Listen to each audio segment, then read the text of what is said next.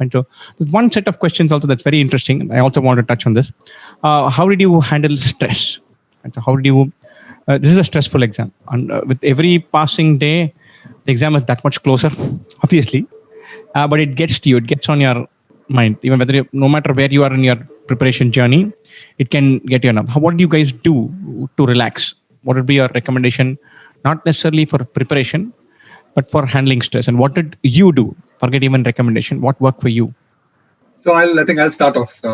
So what I did, I had around an hour and a half every day that I used to spend playing basketball. So I made it a point to allocate that time for myself. So I did not really worry about CAT or anything related to CAT during that time. That time was for me to relax and rejuvenate. So that was something that I did. And like Arvind and Sasi also pointed out, the last 1 week leading up to CAT, I was incrementally more spending time not on CAT and everything else. So I started watching some TV series and all of that. So like the pressure was initially high, the stress was initially high, and then leading up to CAT, I kind of reduced my intensity towards CAT, and that was my way of handling stress. Yeah. There's one specific question for Sasi, because you had mentioned that your mock scores were low running into the last month. So specific query, it was low as well. Additional pressure. How did you handle that? I would say that like my mock scores were good until a point in October, I would say. Like they were touching good scores, but after it's like a normal distribution curve. So you get a peak and then you again go down. So I was like, okay, I have touched my peak and I'm again going down. So I was pretty much sure, since I knew myself, I would say that it was a month before CAT. So I knew my peak will come again somewhere around CAT. So let me be prepared for it to the best of my ability. So I just used to not stress much about the exam. I used to read books, and more often than not, I used to, vent it out with somebody, because you have all other aspirants. You just, go talk to them, and you're like, even my scores are poor, you get that consolation. So whenever you talk and, you feel that the other person is also facing the same issue, you will feel comfortable, handling the pressure. So that was one thing I used to do. I used to kind of talk to everyone about how their exam was and what scores did they get, and used to okay, that's where I went wrong. Maybe I should have done this. And yeah, pretty much that is all I would like to say. What do you, Arvind?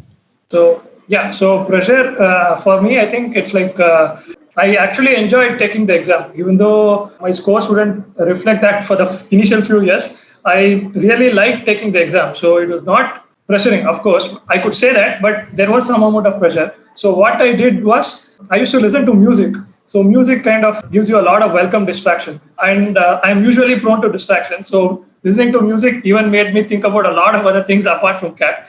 And I also used to cycle a lot. So cycling is also kind of a mild form of exercise. It doesn't consume a lot of energy, because for me, I think if it consumes a lot of energy also, you'll end up getting tired and you'll end up sleeping. So for me, I wanted to do something that was mildly relaxing, as well as gives you a chance to recuperate and not think about CAT. So I used to listen to music at the same time, and I also used to go to cycle.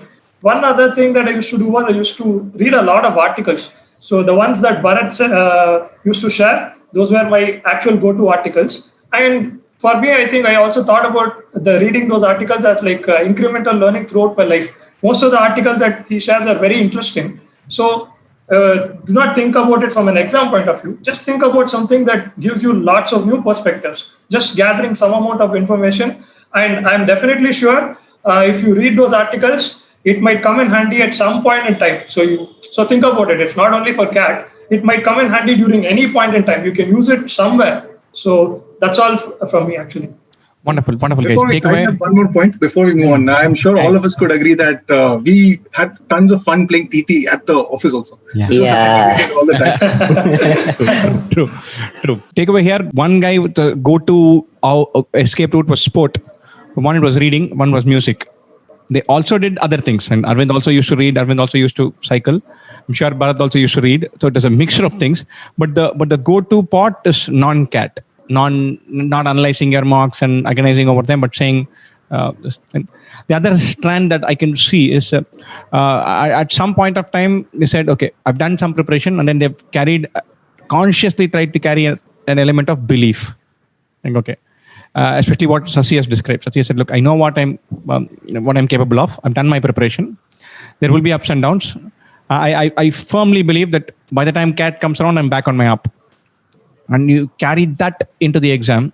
That's very crucial. And so you have to kind of become delusional. You have to train your mind into saying, hey, things will be fine. It's a competitive exam. If it's tough for me, it's tough for everybody else.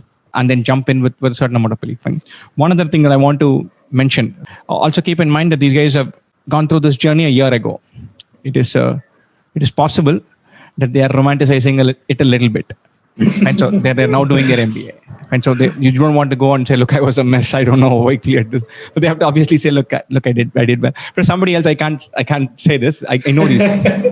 So there's always nostalgia gives you a bias. It sugar coats. Whenever you're looking back, you feel like, in my college, I had so much fun. God knows how bored you were in college. So sometimes nostalgia also plays a role. So keep that in mind. So it need not have been that much fun even for them. But the takeaway, they did consciously try to relax themselves. They did get another outlet to do something. One thread throughout is they tried to switch off from CAT preparation very consciously on a daily, weekly basis. Please keep that in mind. I think that's a big, huge takeaway.